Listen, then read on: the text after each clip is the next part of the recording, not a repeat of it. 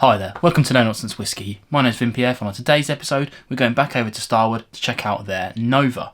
Now, you may have seen my other review of Nova Left Field a couple of months ago. This one came with it from Starward themselves, so massive thanks to them for sending this over. Just getting around to this now, but I always think it's nice to have a little air gap between two sets of brands. But here we are with the Starward, and this is the Nova, as I've said in the title and earlier on. Now, this is an interesting one because a lot of you probably would have passed this one by, mainly because you're seeing something like 41% and probably like switching off immediately, because I know that we're in this little subsection of whiskey fans where we have like high ABVs held in high regard, and I'm guilty of that, and probably a lot of you watching it are guilty of it as well. However, I'm sort of slowly coming back round to lower ABVs, not still as a kind of preference to personal taste, but I'm discovering it again and seeing that there are quite a lot of whiskies out there that are really innovating within that space. They don't have to chill filter, for instance. Like this one isn't necessarily chill filtered, but we'll go into that a little bit later on. Now, this one here is interesting because it's basically the basis of a lot of their other finish type whiskey. So like the ginger ale one, for instance, it starts out as the Nova in kind of like a fuller ABV vibe, I guess, and then they finish it in whatever they're going to do.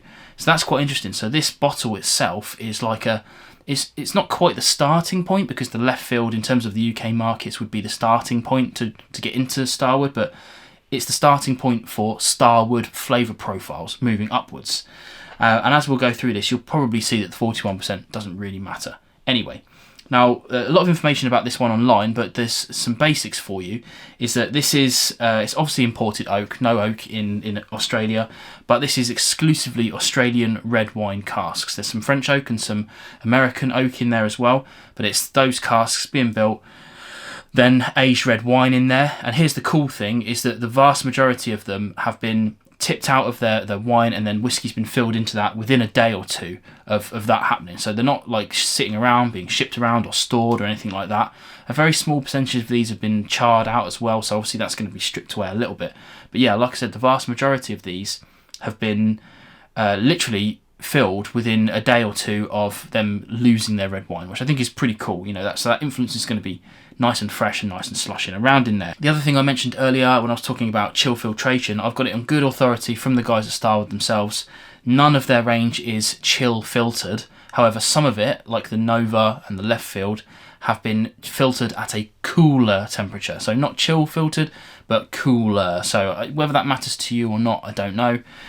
Personally, you know, obviously I would rather it be as natural as possible, but there's obviously a reason for that going on, and the finished product is always the kind of pinnacle for me, whether it matters or not. So let's get into it and see what we've actually got in the glass. I don't think that they add colour, but we won't talk about it too much just in case. But yeah, let's get into the nose and see what we got. Oh wow, okay, so this, I mean, Starward themselves, they've got a very unique DNA profile going on, but this one it's raspberry jam, a bit of sponge cake, but it's literally Victoria sponge cake to me, all in all. But I mean, the raspberry jam on the front end is really prevalent. It's not just like a little tasting note, it's huge.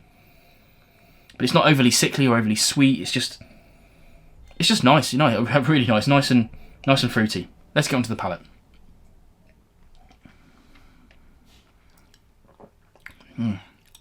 Oh man. Now, you can see I've been drinking this bottle for a while. I tried really hard to pick out some kind of different tasting notes, let's say. But for me, it's Victoria sponge cake. Raspberry jam, cream, sponge cake. That's all I get off of this, taste and nose. And that's by no means a bad thing. I guess if you don't like Victoria sponge cake, maybe, but a vast majority of people do. It's so good. It's so tasty. And the interesting thing is, blind tasting, I would have guessed this to be at least 43, possibly 46.